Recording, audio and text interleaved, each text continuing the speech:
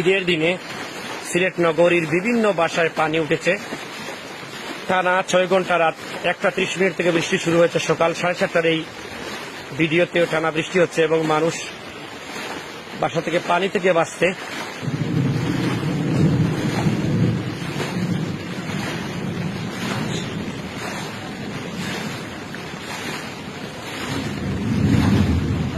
পানি শেষ করছেন, কিন্তু আসলে কোনো কিছু করার নেই, কারণ চতুর্দিকেই পানি, যেদিকে তাকাবেন সেদিকেই পানি।